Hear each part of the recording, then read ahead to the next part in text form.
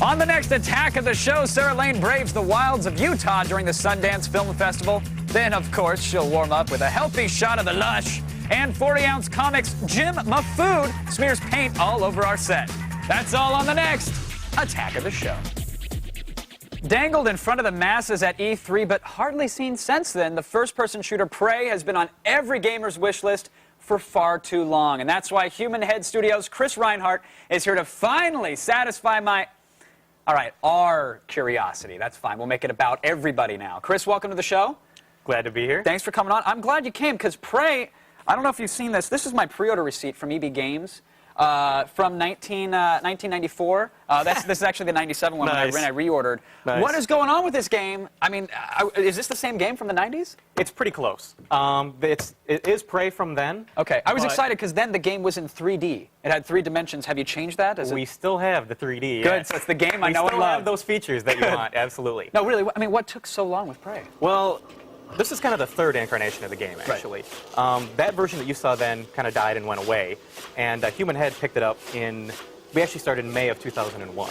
So we've actually been working on it since then. Okay. And obviously last year E3 was our big unveiling. That's when we finally brought it out. And you guys have been working with, this is Doom 3 technology that we're seeing here. You were one of the first guys to actually get your hands on Doom 3, correct? Yes. Yeah, we were one of the first people to license the technology, and I think we're actually the first id group to be using it. You know, people not doing an actual id game. So you've been working on with the Doom tech for so many years, and that's why it looks as polished as it does, right? Absolutely, yeah.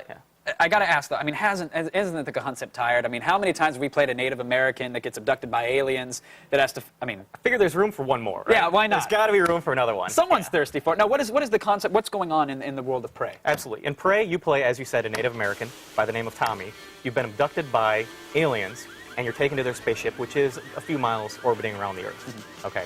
And the general plot, we're not really giving away a lot of it. You know, we want people to play and experience it. But the general plot is that you're trying to find your girlfriend, save her, get off the ship. And the thing that's really interesting and unique about it is Tommy, he's not like a muscle-bound ass kicker, you know? Right. He's like an everyman. He's like you or me if we're trapped on the ship. We just want to get off of it. If we get passed back. a peace pipe around the reservation every now and then, he's just like us. Well, actually, he rejects his heritage. Oh, really? He's not really interested in any of that stuff. So he's very much aspect. like an anti-hero in this. Is he a reluctant hero or not? He absolutely is a reluctant hero. Nice, I Definitely. like that. And aside from the standard first-person shooter stuff, I've seen some of the weapons. They look organic. They look awesome, by the way. Congrats on that. Thank you. But aside from the standard, okay, you've got an arsenal of this many weapons. There's X amount of levels. What are some of the different features you guys are putting into this game? Some of the big ones is we're really trying to kind of evolve the gameplay. Where we've got spirit walking, which is you can actually leave your body for a brief period of time. Right. And while you're in that spirit mode, creatures are less likely to notice you. You can kind of walk through force fields, stuff like that. We have gravity flipping, which is we can completely flip gravity. You're on the wall, now you're on the ceiling. Now, what are we seeing here? Now, this is an interesting concept here. When you die, there's not a big red game over in your face, making you go to some loading menu, right? Yeah, this is actually one of my favorite features of the game.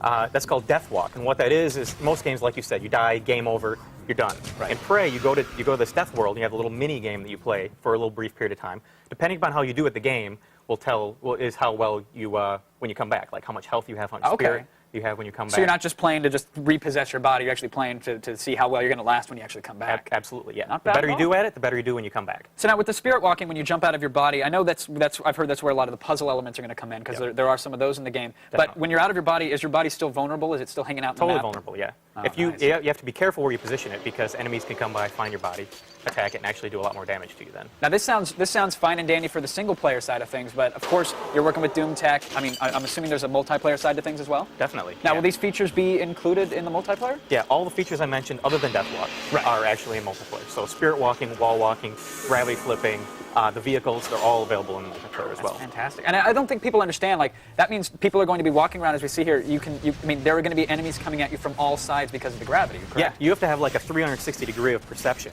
Because a guy could be on the ceiling, he could be on the walls.